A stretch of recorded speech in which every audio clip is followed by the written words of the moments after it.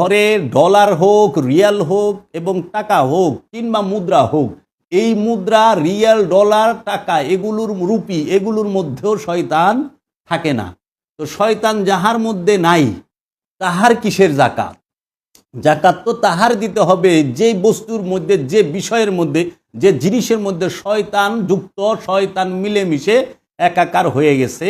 সেই শয়তানকে পবিত্র করার জন্য, শয়তানকে মুসলমান বানাবার জন্য, শয়তানকে সেজদা করাবার জন্য জাকাত দিতে হবে।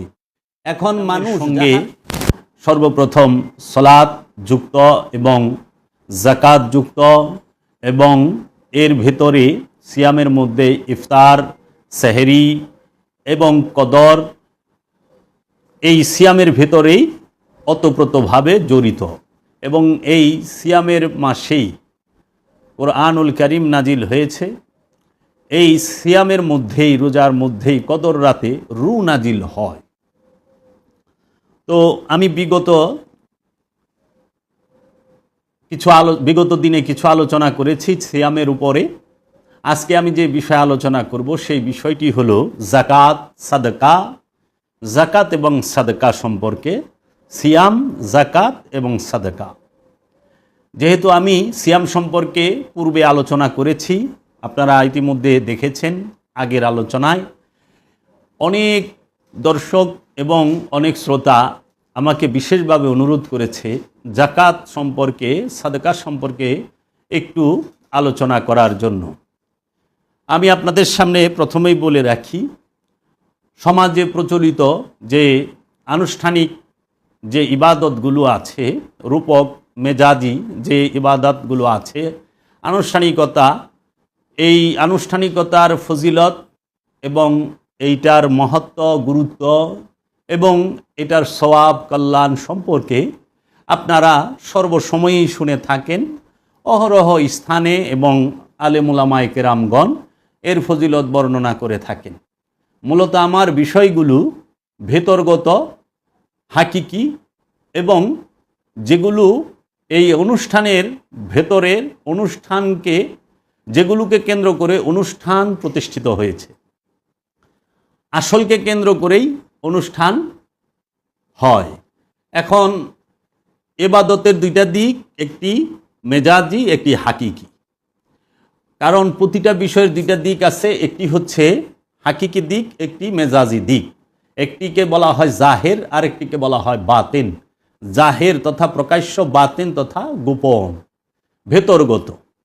তো জাহেরি বিষয়গুলো অনেকেই জানেন, এবং জাহেরি বিষয়গুলো, মেজাজি অনুষ্ঠানগুলো, এগুলো এত পরিমাণ প্রচার এবং চর্চা হয়েছে যে ইদানিংকালে লক্ষ্য করা যাচ্ছে অধিকাংশ মুসলমান এবং মানুষ তাহারা প্রতিটা ইবাদতের যে ভেতরগত দিক আছে, সেই ভেতরগত দিকটাকে বেমালুম ভুলে যাচ্ছে এবং সম্পূর্ণরূপে অস্বীকার করতেছে। যদিও এটা মোটেই উচিত না। এই সমাজের মধ্যে মূল বিষয়টিকে জানানো একান্তই কর্তব্য বলে আপনাদের সামনে কিছু আলোচনা করি দলিল সহকারে কোরআন ও হাদিসের। তো ঠিক তেমনই আজকে আমি একটি বিষয় নিয়ে আলোচনা করব। সেই বিষয়টি হচ্ছে যাকাত। এই যাকাত সম্পর্কে কোরআনুল কারীমে অসংখ্যবার উল্লেখ আছে। এই যাকাত অবশ্যই দিতে হবে। এখন প্রশ্ন হইল, যাকাত শব্দের অর্থ কি? যাকাত কাকে বলে? যাকাত কাকে দিতে হয়? কোথায় দিতে হয়? এবং সাদকা শব্দের অর্থ কি? সাদকা কাকে দিতে হয় এবং কোথায় দিতে হয়? সাদকা কিসের হয় এবং যাকাত কিসের হয়? আপনি কিসের যাকাত দিবেন, এইটা আগে আপনাকে জানতে হবে। আমি প্রথমে কোরআনুল কারীম থেকে একটি আয়াত পাঠ করে যাকাত সম্পর্কে আলোচনাটি শুরু করতে চাই। বিসমিল্লাহির রহমানির রহিম। ইন্নামা ওয়ালিয়ুকুমুল্লাহু ওয়া রাসূলুহু ওয়াল্লাযিনা আমানুল্লাযিনা ইউকিমুনাস সালাতা ওয়া ইউতুনাজ যাকাতা ওয়া হুম রাকিউন। নিশ্চয়ই তোমাদের বন্ধু হইলেন আল্লাহ এবং তার রসুল, এবং যাহারা ঈমান আনায়ন করে, যাহারা সালাত কায়েম করে এবং জাকাত আদায় করে এবং তাহারাই হইল রুকুকারী। সূরাতুল মায়েদার 55 নম্বর আয়াত কুরআনুল কারীমে আপনারা খুলে দেখতে পারেন। এখানে রব্বুল আলামিন স্পষ্ট করে বলেছেন, ইন্নামা ওয়ালিয়ুকুমুল্লাহ ওয়া রাসূলুহু ওয়াল্লাযীনা আমানুল্লাযীনা ইউকিমুনাস সালাতা ওয়া ইউতুনাজ যাকাতা ওয়া হুম রাকিউন। গ্যারান্টি সহকারে বলা হয়েছে, নিশ্চয়ই তোমাদের বন্ধু হইলেন আল্লাহ এবং তাহার রসুল। আল্লাহ এবং রসুল আমানুদের বন্ধু, মুমিনের বন্ধু। নিশ্চয়ই আল্লাহ তোমাদের বন্ধু এবং আল্লাহর রসুল এবং যাহারা ঈমান আনয়ন করে, যাহারা ঈমান এনেছে আমানু তারা, যাহারা সলাত কায়েম করে, যাহারা জাকাত আদায় করে এবং তাহারাই হইল রুকুকারী। যাহাদের সলাত কায়েম হয়েছে এবং জাকাত আদায় হয়েছে তাহারা রুকুকারী। এই রুকু কি সলাতের ভেতরে না সলাত কায়েম হইলে রুকু হয়? একটু কোরআন গবেষণা করে দেখবেন। আমি আজকে আপনাদের সামনে অতি গুরুত্বপূর্ণ কিছু বিষয় নিয়ে আলোচনা করব, যেটা অনেক সময় অনেক আনুষ্ঠানিকতাকে আপনার অনেক সুন্দরভাবেই আমাদের সামনে প্রকাশ করবে। জাকাত, জাকাত শব্দের অর্থ কি? জাকাত শব্দের অর্থ পবিত্র করা, শুদ্ধ করা। জাক্কা শব্দের অর্থ হইল শুদ্ধ, পবিত্র। আর জাকাত শব্দের অর্থ হল পবিত্রকরণ, শুদ্ধকরণ, পরিষ্কার করণ। পরিষ্কার আর পবিত্র এক বিষয় না। পরিষ্কার হইল বস্তু জগতের সাথে সম্পর্কিত, দেহ জগতের সাথে সম্পর্কিত। আর পবিত্র এবং অপবিত্র দুটি বিষয়ই মনোজগতের সাথে, কলবের সাথে, নফসের সাথে সম্পর্কযুক্ত। এর জন্য নফসের সাথে যাহা জড়িত, কলবের সাথে যাহা জড়িত, সেইটাকে পবিত্র করতে হবে। আর দেহের সাথে যাহা ময়লা জড়িত থাকে, পোশাকের সাথে থাকে, বস্তুর সাথে থাকে, সেইটাকে পরিষ্কার করতে হয়। জাকাত শব্দের অর্থ হইল পবিত্রকরণ, শুদ্ধকরণ। জাকাত শব্দটি পবিত্রকরণ, এই শুদ্ধকরণ থেকেই, শব্দ থেকেই, জাকাত শব্দ থেকেই এসেছে। জাকাত মানুষের মনের ব্যাপার। জাকাত অর্থ মনের সক্রিয়তার উৎসর্গ। কৃপণের মতো আমিত্ব দ্বারা সকল বস্তু মনের মধ্যে আঁকড়াইয়া রাখিলে তাহা মনের জন্য অপবিত্র হইয়া যায়। মনের লালসা হইতে ইহাকে ত্যাগ করিয়া উপভোগ করিতে হয়। ইহাই জাকাতের সংক্ষিপ্ত হাকিকত। জাকাত তিন ভাবে দিতে হয়। দেহের জাকাত দিতে হয়, পান ও আহারের জাকাত দিতে হয়, এবং ভোগের মানে জাকাত উৎসর্গের মাধ্যমে দিতে হয়। দেহের জাকাত দিতে হয় পান এবং আহারের মাঝে, এবং ভোগের যে জাকাত সেটা উৎসর্গের মাধ্যমে দিতে হয়। মনের জাকাত দিতে হয় বা নফসের জাকাত দিতে হয় নফসের সাথে মিশে থাকা যে আমিত্ব, তাহার উৎসর্গের মাধ্যমে। মনের সাথে মিশে থাকা আমিত্বের উৎসর্গের মাধ্যমে নফসের জাকাত দিতে হয়। আর দেহের জাকাত মানুষ দেয় পান এবং আহার ও ভোগের উৎসর্গের মাধ্যমে। পান, আহার এবং ভোগের উৎসর্গের মাধ্যমে হয় দেহের জাকাত। কারণ পান করা হয় দেহের জন্য, আহারও করা হয় দেহের জন্য, দেহকে সাস্টেইন করার জন্য। এই দেহকে এবং পানকে এবং দেহের দ্বারা যা ভোগ করে থাকি, উপভোগ করে থাকি, সেইটার উৎসর্গের মাধ্যমে জাকাত দিতে হয়। আর নফসের জাকাত, মনের যে জাকাত, সেইটা দিতে হয় নফসের সাথে মিশে থাকা যে আমিত্ব, যে ইচ্ছা, সেই ইচ্ছার উৎসর্গের মাধ্যমে। আর ধন সম্পদের জাকাত তথা মালের জাকাত দিতে হয় শতকরা 2.5 ভাগ ত্যাগ করা, নিষিদ্ধ করা। 8টি খাত, শতকরা 2.5 ভাগ, যে শতকরা 2.5 টাকা, লাখে 2.5,000, এইটা দেয় সম্পদের, মালের সাদকা। প্রচলিত সমাজে আছে জাকাত। এই জাকাত সম্পূর্ণ অন্তরের বিষয়। এই জাকাত দেহের জাকাত। দেহের জাকাত হইল সিয়াম, অর্থাৎ দেহকেই চিরতরে বিসর্জন দেওয়া তথা ত্যাগ করিয়া ফেলা। এই দেহটা মানব জীবনের সকল সেরেকের ভাণ্ডার, বিগত সকল জীবনের বিষয়বস্তু চাহিদাসমূহ ফলশ্রুতি হইল এই দেহ। বিগত সকল জীবনের বিষয়বস্তুর চাহিদাসমূহের ফলশ্রুতি হইল এই দেহ। দেহকে চিরতরে ত্যাগ করিবার সাধনার অপর নাম সিয়াম। সিয়াম অর্থ বিসর্জন, ত্যাগ বা পরিহার। মানুষ আল্লাহ হইতে সুফি দর্শনে জাকাত কি? সুফি দর্শনে জাকাত হচ্ছে মানুষ আল্লাহ হতে যাহা কিছু লাভ করে, যথা ধন, সম্পদ, বিদ্যা, বুদ্ধি, চিন্তা, ভাবনা ইত্যাদি চিত্তবৃত্তির সর্বপ্রকার গুণাবলী সকলই আল্লাহর দান। আল্লাহর এই সমস্ত দান ও অনুগ্রহগুলোকে তারই নিকট উৎসর্গ করার নাম হইল জাকাত। আল্লাহর দেওয়া সকল প্রকার অনুগ্রহকে আল্লাহর ইচ্ছার কাছে উৎসর্গ করা, আল্লাহর সৃষ্টির সেবায় নিয়োজিত করার অপর নামই হচ্ছে নফসের জাকাত। মানবী আমিত্ব ও আপন ভাবধারা আল্লাহর নিকট বিলিয়ে দিতে হয়। আমাকে নিজের মাঝে রাখলে তার সঙ্গে সংযোগ হয় না। তাই আমিত্বের উৎসর্গ আল্লাহর সাথে সংযোগের জন্য একান্তই প্রয়োজন। তাই জাকাত শব্দটি কোরআন শরীফে সালাতের সাথেই পাওয়া যায়। জাকাতের কোরআনিক অর্থ কি? প্রশ্ন। প্রত্যেক নবী যদি জাকাত দিয়ে থাকেন এবং জাকাতের অর্থ যদি মাল ও 2.5 টাকা হয়, তবে প্রথম মানব হযরত আদম আলাইহিস সালাতু ওয়াস সালাম কাকে জাকাত দিবে? কে আর ফাঁকি না দিয়ে এই প্রশ্নটির উত্তর দিবেন কি? আমাদের সমাজে জাকাত যে শব্দটি প্রচলিত হয়েছে জাকাত সম্পর্কে, সেই জাকাতের যে আয়াত, সেইগুলো জাকাতের বেলায় ব্যবহার করে নাই। সাদকার আয়াতকে জাকাত হিসেবে সমাজে প্রচার করা হয়েছে। দেখুন, কোরআনে সাদকার কথা আছে, জাকাতের কথা আছে। জাকাত দিতে হবে, জাকাত দেওয়া ফরজ, ঠিক তেমনি সাদকা করতে হবে, সাদকা করো আল্লাহর হুকুম। এখন জাকাত কি মালের হয়?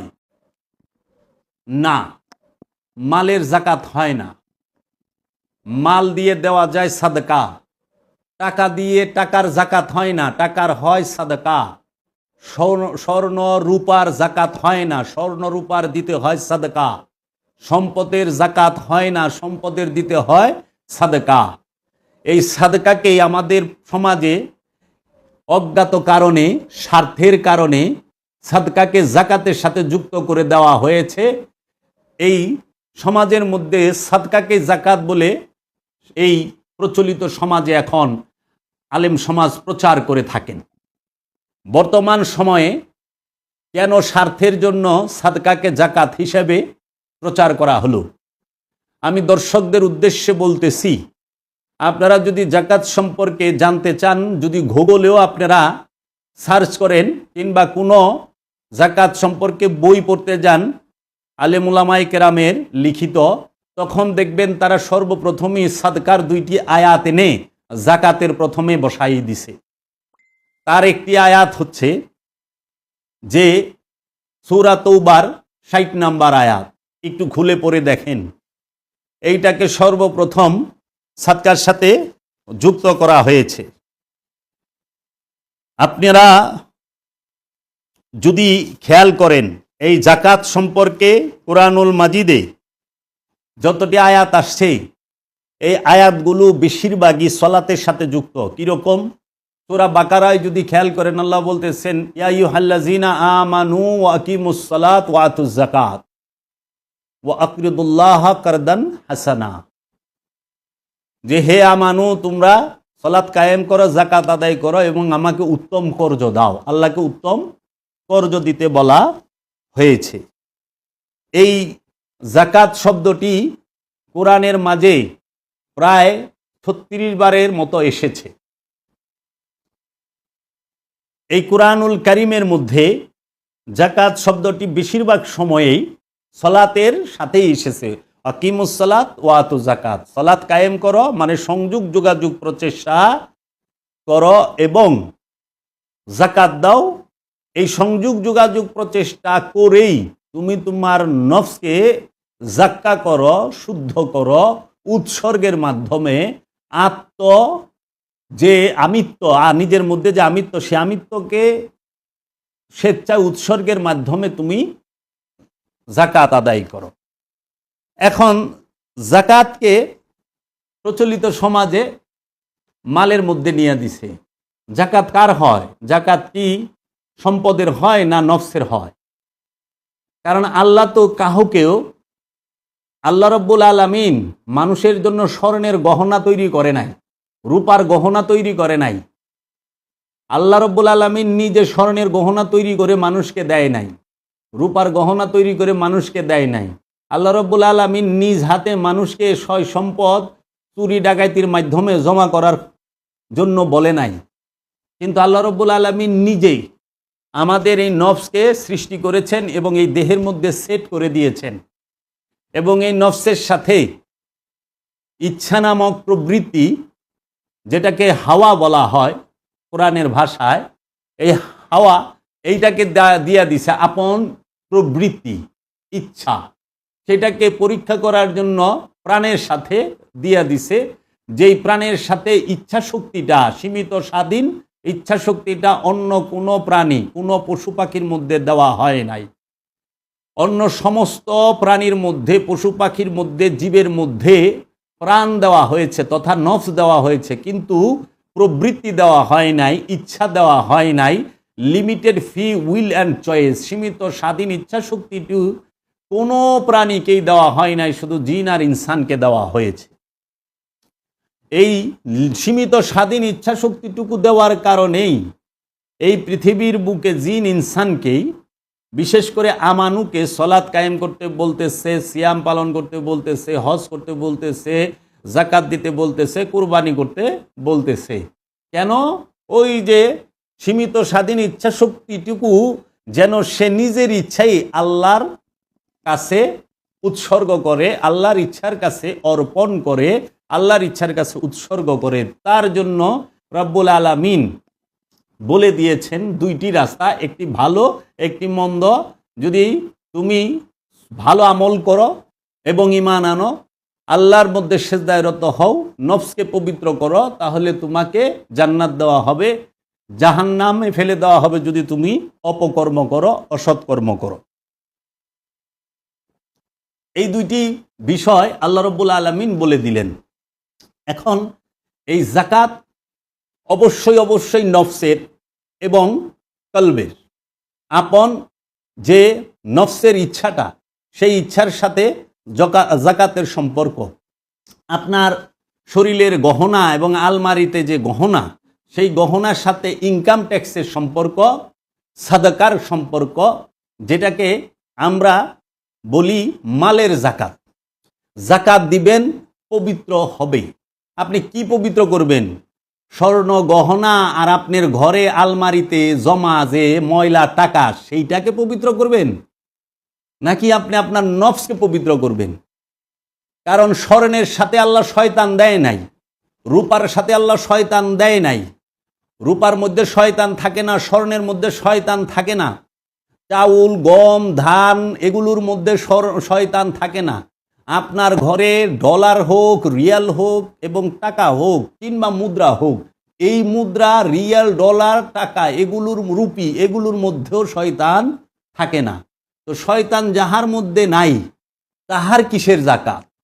যাকাত তো তাহার দিতে হবে যে বস্তুর মধ্যে, যে বিষয়ের মধ্যে, যে জিনিসের মধ্যে শয়তান যুক্ত, শয়তান মিলেমিশে একাকার হয়ে গেছে। সেই শয়তানকে পবিত্র করার জন্য, শয়তানকে মুসলমান বানাবার জন্য, শয়তানকে সেজদা করাবার জন্য যাকাত দিতে হবে। এখন মানুষ যাহার সাথে শয়তান যুক্ত তাহার যাকাত দেয় না, মানুষ যাকাত দেয় কিসের? যার সাথে শয়তান নাই তার। যে বিষয়বস্তুর সাথে শয়তান থাকে না তার সদকা হয়। স্বর্ণের সদকা দিবেন, স্বর্ণ পবিত্র থাকবে, ভালো থাকবে, আপনি রূপার সাদকা দিবেন, সম্পদের সাদকা দিবেন এবং আপনি জিনিসপত্রের সাদকা দিবেন। এই সাদকা দেওয়ার সুনির্দিষ্ট স্থান আল্লাহ কুরআনুল কারিমে উল্লেখ করে দিয়েছেন। সূরা তৌবার ৬০ নম্বর আয়াত আল্লাহ রাব্বুল আলামিন বলেছেন, ইন্নামা সাদাকাতু লিল ফুকরাই ওয়ালা মাসাকিন ওয়াল আমিলিনা আলাইহা ওয়াল মুআল্লাফাতি কুলুবুহুম ওয়া ফির রিকাবি ওয়াল গারিমিনা ওয়া ফি সাবিলিল্লাহি ওয়াবনিস সাবিলি ফরিদাতাম মিনাল্লাহি ওয়াল্লাহু আলিমুন হাকিম। সূরা তৌবা আয়াত নম্বর ৬০। এইখানে রব্বুল আলামিন বলতেছেন, এই সূরা তৌবার ৬০ নম্বর আয়াতের মধ্যে আল্লাহ রব্বুল আলামিন বলতেছেন, নিশ্চয়ই সাদাকা হচ্ছে ফকির ও মিসকিনদের জন্য এবং এতে নিয়োজিত কর্মচারীদের জন্য, যাদের অন্তর আকৃষ্ট করতে হয় তাদের জন্য তাহা বন্টন করা যায়। দাস আজাদ তথা মুক্তি করার জন্য, মুক্তি করার ক্ষেত্রে ঋণগ্রস্তদের মধ্যে, আল্লাহর রাস্তায় এবং মুসাফিরদের মধ্যে। এটি আল্লাহর পক্ষ থেকে বিধান, এটি আল্লাহর পক্ষ থেকে নির্ধারিত, আর আল্লাহ মহাজ্ঞানী প্রজ্ঞাময়। সাদকা মানুষকে দিতে হয়, আল্লাহকে নয়, আর যাকাত আল্লাহকে দিতে হয়, মানুষকে নয়। আপনি দেখুন, এই যে সূরা তৌবার ৬০ নম্বর আয়াত, এই আয়াত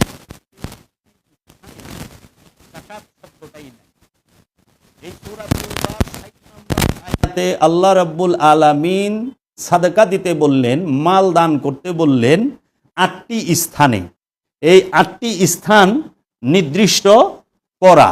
এই ৮টি স্থানের মধ্যে ১ নম্বর স্থানটি হচ্ছে অভাবগ্রস্ত প্রার্থীদের জন্য, যাহারা অভাবের কারণে প্রার্থনা করিয়া থাকে। ২ হইল অভাবীদের জন্য, যাহারা কোনো অবস্থাতে প্রার্থনা করিবে না। ৩ হইল আমলকারীদের জন্য, অর্থাৎ যাহারা সাদকা আদায় এবং তাহা উপযুক্ত স্থানে বন্টন বিষয়ে কর্মচারী রূপে নিয়োজিত থাকিবে। ৪ হইল অনুরাগী অন্তর বিশিষ্ট দিগের জন্য, অর্থাৎ যাহারা আল্লাহ ও রসুলের প্রতি প্রেমের আতিশয্য অস্বাভাবিক মানবিক অবস্থাপ্রাপ্ত হইয়া উপার্জনের কর্তব্য পালনে বিকল হয়ে পড়ে, তাহাদের জন্য। ৫ নম্বর হইল বন্দীদের মধ্যে, অর্থাৎ বন্দী মুক্তির মধ্যে শত্রু দেশ কর্তৃক কোনো ব্যক্তি বা দল বন্দী হইয়া থাকলে তাহার মুক্তির জন্য এই খাজনা হইতে ব্যয় করা চলিবে, তথা ইনকাম ট্যাক্স হইতে, সাদকা হইতে ব্যয় করা চলবে। উপস্থিত কৃতদাস দাসী দিগুকেও প্রয়োজন বোধে ইহার দ্বারা মুক্ত করা চলবে। ঋণীদের মধ্যে, অর্থাৎ ঋণে আবদ্ধ সৎকর্মশীল কোনো ব্যক্তিকেও আর্থিক মুক্তি দেওয়া যাইতে পারিবে, যদি তাহা কর্তৃপক্ষ দ্বারা ন্যায়সঙ্গত বিবেচিত হয়। ৭ নাম্বার আল্লাহর পথে, অর্থাৎ ধর্মীয় শিক্ষা ও উহার প্রচারের কার্যে। ৮ নাম্বার হইল পথিকের মধ্যে, অর্থাৎ বিদেশে বিপদগ্রস্ত পথিকদের মধ্যে ব্যয় হইবে স্থানীয় যে সাদকার ভাণ্ডার হইতে। অবশ্য পথিকের মধ্যে কথা দ্বারা আল্লাহর পথের পথিকও ধরা যাইতে পারে। এই ৮টি স্থানে সাদকা আপনাকে দিতে হবে। এখন ৬০ নাম্বার আয়াতে বলে রেখেছেন, এবং রব্বুল আলামিন কুরআনুল মাজিদে সূরা বাকারার যে ১৭৭ নাম্বার আয়াত, সেই ১৭৭ নাম্বার আয়াতে আল্লাহ বলে দিয়েছেন, আপনি ঈমান আনবেন কয়টি বিষয়ের উপরে এবং মাল দান করবেন কয়টি বিষয়ের উপরে। আল্লাহ বলতেছেন, লাইসা বিররা আন তুয়াল্লু উজুহাকুম বিকাবলাল মাশরিকি ওয়াল মাগরিবি ওয়ালাকিন্না মা আমানা বিল্লাহি ওয়া ইয়াউমিল আখিরি ওয়া মালাইকাতি ওয়া কিতাবি ওয়া নবিয়িনা। আল্লাহ রাব্বুল আলামিন বলতেছেন, পণ্য নাই তোমাদের চেহারাগুলি তোমরা যেই দিকেই ফেরাও, পূর্ব এবং পশ্চিমে, বরং পণ্য হইবে আল্লাহর প্রতি ঈমান আনলে এবং আখেরাতের প্রতি ঈমান আনলে, ফেরেশতাদের প্রতি ঈমান আনলে, কিতাবের প্রতি ঈমান আনলে এবং নবীদের সঙ্গে ঈমান আনলে, নবীদের প্রতি এই 5 স্থানে ঈমান আনতে হবে। এটাই হইল কল্যাণ, এইটাই আপনার জন্য সওয়াবের কাজ। পূর্ব পশ্চিমে মুখ ফেরানোতে কোনো প্রকার পণ্য নাই, স্পষ্ট কুরআনুল কারিমে সূরা বাকারার 177 নম্বর আয়াতে বলে দেওয়া হয়েছে। কেন বলে দেওয়া হয়েছে? আমরা যারা মুসলমান তারা পশ্চিম দিকে কিবলা করি, কাবা শরীফের দিকে, কাবা শরীফ পশ্চিম দিকে, ঠিক কাবা থেকে পূর্ব দিকেই হইল মসজিদুল আকসা জেরুজালেম, যেটাকে ইহুদি খ্রিস্টানরা কিবলা হিসেবে মানে। এবং পূর্বেও আমাদের প্রথম কেবলা ছিল মসজিদুল আকসা এবং দ্বিতীয় কেবলা এবং বর্তমান কেবলা হচ্ছে মসজিদুল হেরেম। তো এই পূর্ব এবং পশ্চিম দিকে মুখ ফেরানোতে পণ্য নাই, পণ্য আছে 5টি বিষয়ের উপরে যদি আপনি ঈমান আনেন। এবং ওয়া আতাল মালা আলা হুব্বিহি, এবং দান করো মাল সম্পদ উপরে তাহার প্রেমের, তাহার ভালোবাসায়, আল্লাহর প্রেমে ভালোবাসায় মাল দান করতে বলেছে। দেখুন কয়টা স্থানে আল্লাহ বলছেন তোমরা মাল দান করো আল্লাহর মহব্বতে। জউল কুরবা অর্থাৎ নিকটওয়ালা গণদের, ওয়া ইয়াতিমা ইয়াতিমদের, ওয়া মাসাকিনা মিসকিনদের, ওয়া আবনা সাবিল অর্থাৎ পথের পথিকদেরকে, ওয়া সাইলিনা সাহায্য প্রার্থীদেরকে, ওয়া ফারিকি ওয়া ফির রেকাবি দাস মুক্তি মধ্যে, বন্দীদের মুক্তির মধ্যে। 6টা স্থানে আপনারা কোথায় মাল দান করবেন? 6 স্থানে আল্লাহ বলে দিতেছে। এবং মাল দান করো আল্লাহর ভালোবাসার উপরে নিকটওয়ালাদের মধ্যে এবং এতিমদেরকে এবং মিসকিনদেরকে এবং পথের পথিককে এবং যাহারা সাহায্য চায় তাহাদেরকে এবং বন্দীদেরকে। তারপরেই বলতেছেন ওয়া আকিমুস সালাত ওয়া আতুজ যাকাত, এবং সলাৎ কায়েম করো এবং যাকাত আদায় করো। তারপর বলতেছে ওয়া মুফুনা, এবং ওয়াদা পূর্ণ করো, বে আহাদি ওয়াদা পূর্ণ করো, মিন তাহাদের, ইজা যখন আহাদু ওয়াদা করে, এবং দারিদ্র্যের মধ্যে ধৈর্য ধারণ করে এবং মুসিবতের মধ্যে এবং যুদ্ধের মধ্যে। ওহারাই তাহারা যাহারা সত্যবাদী এবং ওহারাই তাহারা যাহারা মুত্তাকি। তাহলে মুত্তাকির সংজ্ঞা আমরা পাইলাম। মুত্তাকি কারা? যারা আল্লাহতে ঈমান আনে এবং কেতাবের উপরে ঈমান আনে, আখেরাতের উপরে ঈমান আনে, ফেরেশতাদের উপর ঈমান আনে, নবীগণদের উপর ঈমান আনে এবং আল্লাহর মহব্বতে 6 স্থানে মাল দান করে, নিকটওয়ালাদের প্রতি, এতিমদের প্রতি, মিসকিনদের প্রতি, পথের পথিকদের প্রতি এবং যাহারা সাহায্য প্রার্থী তাদের প্রতি এবং বন্দীদের প্রতি, এবং সলাৎ কায়েম করে, যাকাত আদায় করে এবং ওয়াদা পূর্ণ করে তাহাদের যাহারা তাদের সাথে ওয়াদা করেছে, এবং দারিদ্রতার মধ্যে ধৈর্য ধারণ করে এবং মুসিবতের মধ্যে এবং যুদ্ধের মধ্যে ধৈর্য ধারণ করে, তাহারাই সত্যবাদী এবং মুত্তাকি। আমরা মুত্তাকির পরিচয় পাইলাম। মুত্তাকির গুণগুলো স্পষ্ট বলে দেওয়া হইল। 5টা বিষয়ের উপরে ঈমান আনে, 6 স্থানে মাল দান করে এবং সলাৎ কায়েম করে, যাকাত আদায় করে এবং দারিদ্রতার মধ্যে ধৈর্য ধারণ করে এবং যুদ্ধ বিগ্রহের মধ্যে তাহারা ধৈর্য ধারণ করে, তাহারাই কি? সত্যবাদী এবং মুত্তাকি। এই যে মুত্তাকির গুণ, মুত্তাকির গুণ এইখানে খুঁজা বাইর করবেন। 6 5 11টা, ওয়াদা পালন করে 12টা, তারপরে যায়া দারিদ্রতার মধ্যে ধৈর্য ধারণ করে, মুসিবতের মধ্যে ধৈর্য ধারণ করে, এইলো 14টা। তা এবং সত্যবাদী। মুত্তাকির গুণ 15টা পাইলাম এইখানে। 14 থেকে 15টা মুত্তাকির গুণ। মুসল্লির গুণও আছে, আজকে বলবো। তাই আমরা দেখতে পাই মাল দিতে হয় মানুষকে, সাদকা দিতে হয় মানুষকে।